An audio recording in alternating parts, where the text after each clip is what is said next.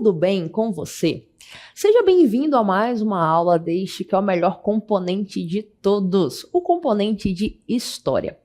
Quem está falando com você neste momento é a professora Júlia Nascimento e eu serei responsável por levá-los nessa viagem do conhecimento histórico.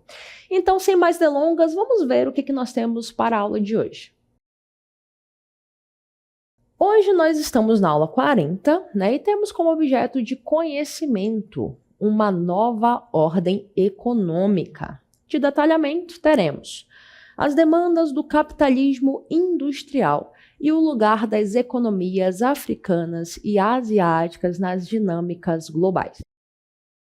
Esse é aquele momento que você se concentra, separa a sua água, separa o seu material para prestar bastante atenção, para entender um pouquinho, sobre esse contexto econômico vinculado à questão social, porque isso é bastante importante, nós somos seres sociais, políticos e afins, e vamos iniciar a nossa aula de hoje.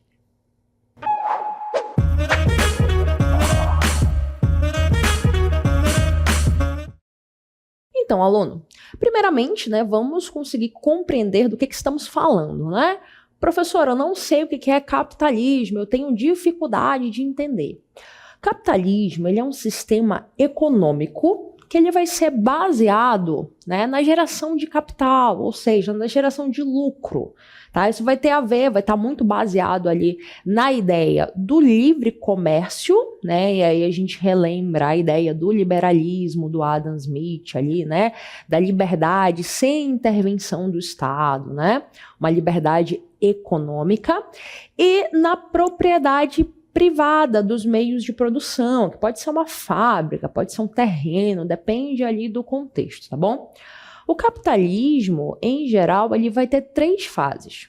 A primeira fase vai ser o capitalismo comercial ou capitalismo mercantil, que basicamente vai ali do século XV até o século XVIII, quando a gente fala, por exemplo, na época dos reis absolutistas, temos ali o mercantilismo, são práticas que, se você for checar, a balança comercial favorável, são práticas ali que exalta essa ideia do lucro, Então já tem muito a ver com o processo capitalista, tá? E não só mercantil como comercial, como é chamada essa primeira fase, porque a gente vai ter a presença ali da moeda, vai ter a presença do comércio. É claro que vai estar muito ali em termo regional, A Itália vai estar com comércio bem trabalhado aí na Europa durante este período. Contudo, não vai ser algo assim globalizado ainda, tá? A segunda fase vai ser aí o capitalismo industrial, que aí sim é o que a gente vai trabalhar no contexto de hoje, Que a gente vai ver as características e como isso vai ter a ver com a Ásia e a África, Economicamente falando, de que forma esses continentes, estou falando do continente africano, tá? Não vamos confundir aí com a África país, tá bem? Então, de que forma esses 2 continentes vão colaborar nesse processo de capitalismo industrial, E por que industrial? Porque já vai datar ali do século XVIII, Já teremos passado pela Revolução Industrial. Vamos relembrar o que foi daqui a pouquinho, todo aquele processo inglês de desenvolvimento de indústria e tudo mais, E por último, nós teremos o capitalismo financeiro, que vai ser esse mais atual, tá bem? Mais tecnológico, mas que não vai ser o assunto da aula de hoje. Hoje nós trabalharemos a segunda fase, que é esse capitalismo industrial, tá? Para a gente poder conseguir compreender esse contexto, tá bem? Dito isso, vamos iniciar o nosso texto. Capitalismo industrial. O capitalismo industrial, que se desenvolveu entre 1780 e 1870, então percebam aí que eu estou falando de final do século XVIII e início do século XIX, representou um marco crucial na história da humanidade. Então percebam como esses aspectos econômicos eles vão afetar diretamente a questão social, a ponto de ser chamado de marco crucial na história da humanidade, vai fazer aí a diferença. Essa fase, impulsionada pela Revolução Industrial, moldou as sociedades de diversas maneiras, impactando profundamente a economia, a organização social, o trabalho e a vida cotidiana. Então, vamos falar um pouquinho sobre a Revolução Industrial. Revolução Industrial, olha o termo, revolução. Quando a gente usa essa palavra revolução, estamos referindo a algo que causa uma mudança na estrutura política, social e econômica. Por isso que a gente chama de revolução, porque é uma mudança que mexe na estrutura da sociedade. Nós vamos ter algumas revoluções industriais. A primeira, ela vai se dar ali, no século XVIII, com a Inglaterra, tá? A Inglaterra, ela vai passar ali por algumas revoluções, as revoluções inglesas, ela vai ter o ato de navegação do Oliver Cromwell, tudo isso são ações políticas que vão acabar culminando em fazer a Inglaterra se fortalecer e desenvolver a sua industrialização, a sua indústria. Então, politicamente ela vai se estruturando, ela vai conseguindo gerar capital, ela vai passar ali, a invadir novos territórios no processo imperialista, justamente para conseguir matéria-prima, para conseguir mão de obra, mais barata, e tudo isso se preparando, para se fortalecer cada vez mais no processo de industrialização, Então, essa primeira revolução industrial, ela vai se dar com a Inglaterra, e aí a gente vai ver o processo capitalista de uma forma mais clara, Por quê? Porque a gente vai ter um foco maior pós-feudalismo, um foco maior nas cidades, e vamos ver grupos, a luta de classes ali, grupos de uma forma bem menos complexa do que nós veríamos hoje. Então, se nós olharmos esse contexto do século XVIII, a gente vai ver aqueles que detinham os meios de produção, os donos da fábrica, chamados de burguesia, e aqueles que vendiam a sua força de trabalho, que nós vamos chamar de proletariado ou operariado, os operários, Então, a gente vai ver que esses dois grupos no processo capitalista, eles vão determinar, o que seria este lucro. Porque eles vão produzir em larga escala no processo industrial, Vão produzir bastante, vai gerar bastante lucro, mas não é um valor que vai para o salário do proletariado, dos trabalhadores. É um valor que, em sua maioria, ficará na mão de quem detém o meio de produção.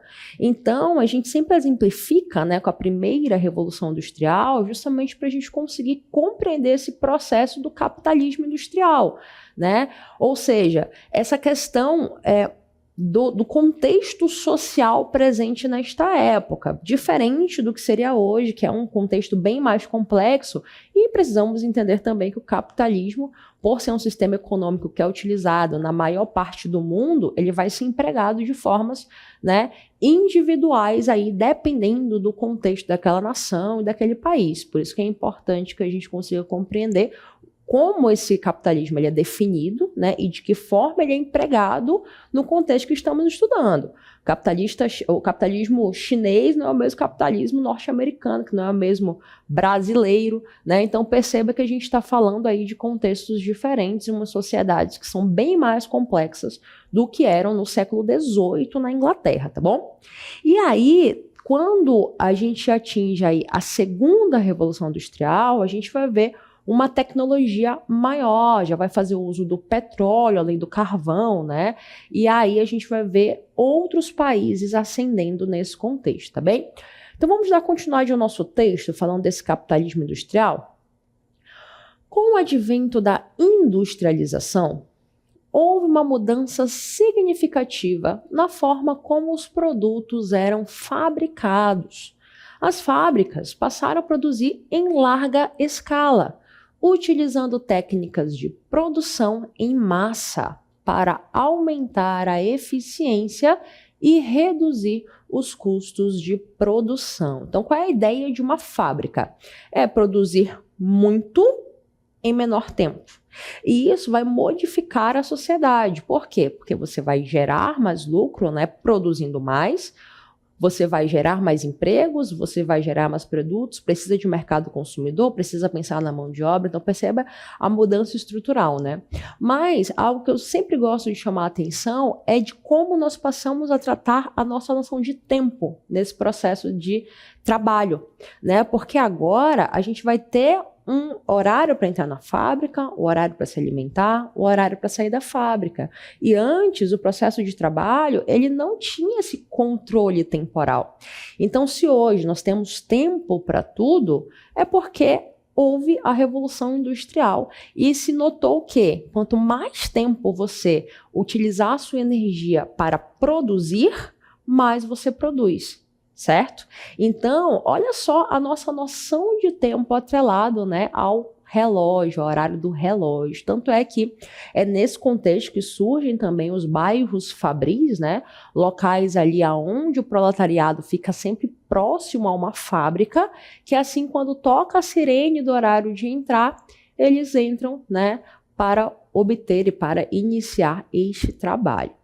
Tá, professora, mas isso em comparado a quê? Vou mostrar para vocês duas imagens agora, para a gente conseguir compreender a diferença entre um e outro, tá bem? Na primeira imagem, nós temos aí um trabalho artesanal. Percebam que nós temos uma pessoa sentada, né, concentrada ali em fazer algum objeto, e ele está no que parece ser a sua casa. Né? Então, o trabalho artesanal, primeiramente, você vai ver que não havia uma divisão de trabalho, nem um local específico de trabalho. Né? O artesão, ele produzia aquele objeto e ele passava por todos os processos de produção do objeto. Se ele fosse, por exemplo, fazer um sapato, ele ia cortar a sola, ele ia fazer a parte de cima, ele ia curar o couro, ele ia colar, ele ia botar o cadastro, ele ia fazer todo aquele processo do sapato, ele, apenas ele, certo? Isso ia gerar um trabalho artesanal, um trabalho que haveria peças únicas, porque ele cuidava de todo esse processo de fazer. E aí, quando ele pegava as encomendas dele, ele fazia o horário. Olha, se eu tenho encomenda de 5 sapatos e eu levo 10 dias para fazê-lo, era esse processo que ele fazia e ele utilizava o tempo da forma que ele achava mais eficiente para entregar aquele produto. A partir do momento que o artesanato, né, nessa função transitória já, né, do capitalismo, ele não vai passar diretamente para a indústria propriamente dita, né? Eles vão gradativamente indo para locais de trabalho, né, corporações de ofício e afins ali, e aí vai passar pelo processo de trabalho das manufaturas. Então, do processo de artesanato, passa para as manufaturas. Na manufatura, a gente já vai ter um diferencial, que é a utilização aí da divisão do trabalho. Se eu for fazer um sapato, eu vou obter um grupo que vai trabalhar somente em fazer a sola, outro grupo que vai trabalhar somente com o couro para fazer a parte de cima do sapato, outro grupo que só vai colocar o cadastro. Então você percebe que, por mais que seja um trabalho, né, que utiliza as mãos e até mesmo um maquinário ali um pouquinho mais rústico, tá? Não chega a ser uma máquina de indústria, mas um maquinário ali um pouco mais rústico, a maioria ainda é feito pelas mãos dos trabalhadores, tá? Então, depois do artesanato, a gente vem para as manufaturas. E, por último, se vai, né, para a indústria, que a gente vai chamar de maquinofatura, que aí a gente vai ter a presença dessa segunda imagem, como vocês podem ver, né? Que nós já temos as esteiras, né? Já tem um maquinário bem maior e uma quantidade maior de pessoas também, né? Trabalhando aí, né? Para que a máquina esteja em pleno funcionamento e fazendo a mesma função. A ideia da divisão de trabalho é sempre uma ideia muito ligada à ideia capitalista de maior produção em menor tempo. Tá? Então, se é contratada uma quantidade grande de pessoas para trabalhar nas fábricas, as suas condições de trabalho não serão as melhores, porque a ideia é obter lucro. Então, se eu quero obter lucro, eu não posso ter uma mão de obra que eu gaste muito com essa mão de obra. Então, aproveitou-se o momento da primeira Revolução Industrial que havia, né, por conta da lei de cercamentos e outras situações políticas ali, havia um êxodo muito grande. A população estava saindo muito da área rural para a área urbana, né? Então você imagina que você tem uma fábrica onde você tem 50 vagas, contudo você tem 100 pessoas que gostariam de emprego. Bom, lei da oferta e procura, né, que é uma das lógicas do liberalismo econômico do Adam Smith.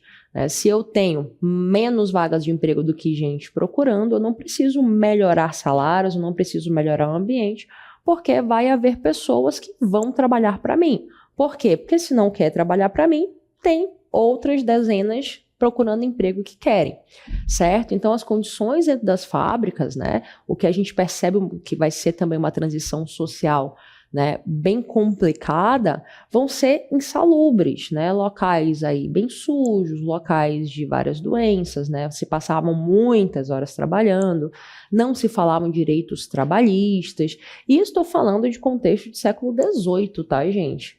Hoje em dia nós temos direitos trabalhistas nas fábricas, né, hoje em dia o contexto ele é bem mais complexo, tá, do que este primeiro contexto de revolução industrial, tá, então é importante que a gente consiga trazer para essa atualidade e ter a noção de que estamos falando, né, de também outras situações, mesmo porque temos o fator nacional e afins, tá? Então é importante salientar isso daí quando a gente fala de capitalismo, tá bem? Perfeito. Um dos destaques da Inglaterra, né, ao buscar essa mão de obra, vai ser o processo de neocolonialismo ou imperialismo, que já vai ser bem próprio da segunda Revolução Industrial, tá? Que vai ser o momento em que a Inglaterra vai obter, não só a Inglaterra, tá, gente? Eu estou citando a Inglaterra por ter sido a pioneira, mas segundo a Revolução a gente já vai ter outros destaques, tá bom? A gente vai ter territórios invadidos por países europeus, que a gente vai chamar esse processo de neocolonialismo. Neo é um prefixo que indica novo. O primeiro colonialismo foi aquele ocorrido ali século XV e XVI, onde nós passamos pelo processo, né, de colonização ali, né, principalmente a América, certo? Estou falando agora do momento da história que a gente vai chamar de neocolonialismo, né, novo colonialismo ou imperialismo, por mais que esse último termo possa ser usado em outros contextos, tá? Então, geralmente, quando a gente fala da ocupação do continente africano e asiático, estamos falando, tá, do momento da história que identificamos como neocolonialismo, novo colonialismo, tá? Que vai ocorrer ali já no século XIX, tá? Então, deixa eu trazer um mapinha para vocês para a gente esclarecer um pouquinho mais. Bom, aqui nós temos, né, o mapa do continente africano e continente asiático, estamos falando aí da Ásia, né, o maior continente dentre todos, né, e o terceiro maior continente, que é a África, né, eu estou falando aí de extensão territorial, tá bom, aluno? Perfeito. Então, a gente vai ter um processo bem violento, tá? Esse tipo de ocupação, né, que os europeus chamarão de missão civilizatória, ele ocorre em geral de forma violenta, tá? É algo que vai ser ali, que não vai respeitar culturas nacionais, regionais e afins, tá bom? Por exemplo, se eu falar de África, precisamos lembrar da Conferência de Berlim, né? Conferência de Berlim, também chamada de Partilha da África, aquele momento em que se pega o território do continente africano e os países europeus, né, dominantes da época, decidem dividi-lo, né, entre os melhores territórios de melhor exploração, né, para Grã-Bretanha, para a França, né, e países e territórios ali de menor expressão que darão para outras nações, tá? Então, a partilha da África ela não vai respeitar, por exemplo, a divisão intertribal, né? A divisão de grupos já existentes na África. Tanto é que a divisão política africana, do continente africano até hoje, é essa mesma divisão determinada pela Conferência de Berlim, né? Então, não a mesma, né? Mas, assim, não foi determinado pelo próprio povo africano, né? Foi determinado aí pela Europa, tá bem? E já na Ásia a gente vai ter contextos de dominação principalmente inglesa, tá? A gente vai dar destaque aos processos de dominação ocorridos na China e na Índia, né? Incluindo diversas guerras, principalmente da China contra a Inglaterra, o processo indiano, perdão. O processo indiano ele vai ser algo mais voltado à ideia, né, de resistência pacífica, que também será uma tática de enfraquecimento, né? que vai dar certo posteriormente, mas enfim. Então a gente está vendo aí como os europeus, em busca dessa tal missão civilizatória, né, por se acharem superiores, por acharem sua cultura superior a desses continentes, passam a justificar uma invasão ao território dos continentes africanos e asiáticos, tá bem? Vamos então falar um pouquinho mais, vamos ao texto. África e Ásia na dinâmica global. Temos então, né, a extração de matérias-primas, porque eu falei para vocês que a justificativa, né, dos países europeus em dominar essas áreas era a ideia da missão civilizatória, né? Estou levando civilização para acabar com o povo primitivo que precisa evoluir e tudo mais. Mas na verdade mesmo os motivos serão esses, tá? Extração de matéria-prima, primeiramente, tá bom? A África e a Ásia tornaram-se fornecedoras de recursos naturais essenciais para a indústria europeia, como algodão, borracha, minérios e petróleo, tá? Como é até hoje. As potências europeias impuseram regimes coloniais que exploravam a mão de obra local e os recursos naturais, gerando grandes lucros para as metrópoles, mas deixando as colônias empobrecidas e dependentes. Vamos lembrar aí, né, que colônia é o nome que se dá ao território colonizado, ao território invadido, e metrópole é o nome que se dá ao país colonizador. Tá? Então a gente vai ter esse primeiro momento, essa invasão e a exploração de recursos naturais, né? Lembrando que diversas partes da África eram consideradas terra do ouro, né? Se a gente for lembrar os reinos africanos, né? Reino de Gana, a gente vai perceber ali, né, como esses minérios sempre estiveram presentes neste território, né? Então perceba que essa tal dessa missão civilizatória europeia, né, acaba gerando bastante lucros, e mais lucros para a Europa, né? As colônias, elas passam por serem muito exploradas, né, e não receberem o suficiente nesse processo exploratório, né, se tornam empobrecidos, né? Dando continuidade, o segundo aspecto que eu vou destacar para vocês é a mão de obra barata. Lembra, né? No processo capitalista, quanto mais barata a mão de obra, melhor, porque gera lucro, tá bom? A mão de obra africana e asiática era utilizada em condições precárias e com baixos salários nas plantações, minas e fábricas. O trabalho forçado e a servidão eram práticas comuns, privando os trabalhadores de seus direitos e liberdades, né? Nesse contexto nem se falava em direito trabalhista, né? Lembrando que até hoje, se a gente for falar em direitos trabalhistas, precisamos lembrar que foram movimentos sociais, né, que buscaram essas mudanças, né, na estrutura.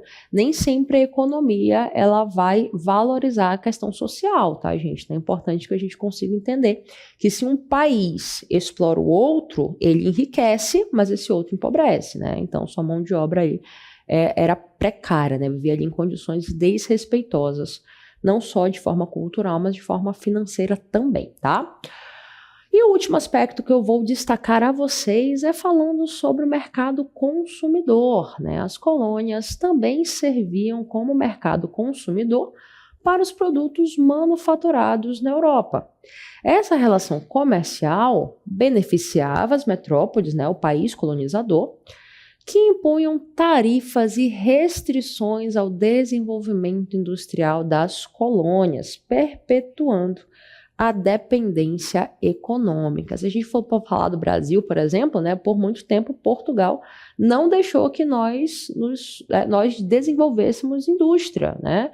Então percebam que a nossa metrópole na época da colonização ele não nos deixava desenvolver. Isso também é uma forma, né, de controle ali. Bem, se tornar mercado consumidor, para quem não entendeu, é quando você precisa consumir aquele produto. Então, se eu sou um país metrópole com um país, né, colonizado ali, que é uma colônia, eu vou impor um produto que eu vá vender, que ele só pode comprar de mim, e eu vou gerar os impostos que eu quiser, porque ele só consegue obter aquele produto se for eu a vender, né? Então, percebam aí toda essa estrutura, né, que se faz nesse contexto econômico, tá bem? Quando o assunto é economia, né, eu prefiro chamar sempre um especialista de uma área que também é das ciências humanas, né, a área de geografia, e nesse caso eu vou chamar um grande amigo, o professor Wilson Nascimento, para falar um pouquinho mais sobre essa ideia da África e da Ásia e questão econômica. Vamos então ao especialista.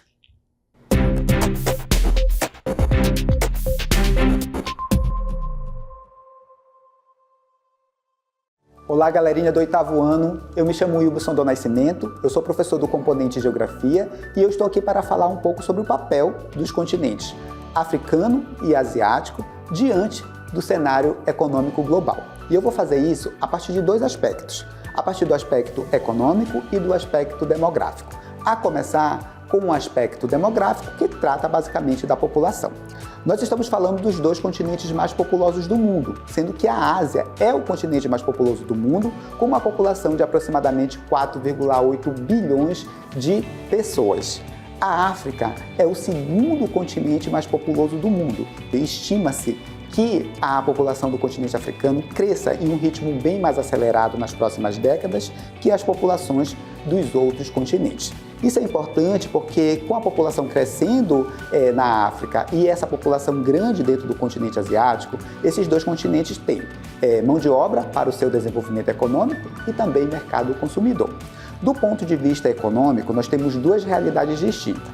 A África, ela é o continente que tem aquela projeção de crescimento, tá certo? Então espera-se que a África se torne ali o elo de ligação dentro da cadeia produtiva global a partir dos recursos naturais existentes ali, do mercado consumidor que está se consolidando neste continente e da mão de obra, que é jovem, capaz de se adaptar a essas mudanças vivenciadas aí dentro de um mundo globalizado. A Ásia já tem economias mais consolidadas, como é o caso do Japão, como é o caso da China. Para vocês terem uma ideia, das 5 maiores economias do nosso planeta, 3 estão dentro do continente asiático. É o caso da China, que é a segunda maior economia do mundo, o Japão ocupa a 4ª posição e a Índia ocupa a 5ª posição. Para vocês terem uma ideia, espera-se que até 2040 a Ásia seja responsável por produzir metade do PIB mundial, ou seja, metade da riqueza produzida virá do continente asiático, certo? Além dessas economias como o Japão, como China e Índia, a gente tem outras grandes nações que são importantes do ponto de vista econômico. É o caso, por exemplo, dos tigres asiáticos. E aí eu vou citar o exemplo de Singapura e Coreia do Sul, dentre muitos outros que eu poderia trazer aqui para vocês.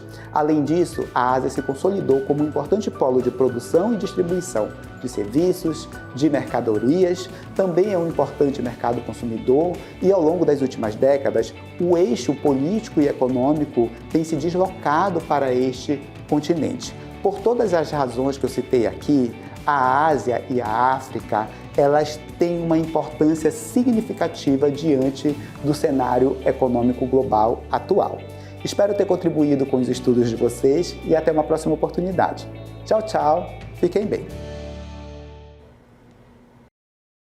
Então nós vimos aí, né, a colaboração aí na dinâmica global, né, dos continentes africano e asiático, né? Então eu trago aqui para vocês a base de exportação do continente africano, né, que é muito rico em recursos naturais, né, principalmente em minérios, como a gente pode ver aqui, tem um desenvolvimento agrícola ainda muito grande, né, pode chegar a 1/3 do próprio PIB, né, do país, a gente percebe aí na figura do meio. Temos também gás natural, temos a extração de petróleo, lembra que eu falei para vocês, né, no processo de segunda revolução industrial, que a gente vai ter a utilização do petróleo já nesse processo de industrialização, né, então percebam que mesmo com o processo de neocolonialismo, há muitos recursos que nós dependemos enquanto, né, mundo, né, desse continente, do continente africano, tá bom? Trazendo agora a base de exportação do continente asiático.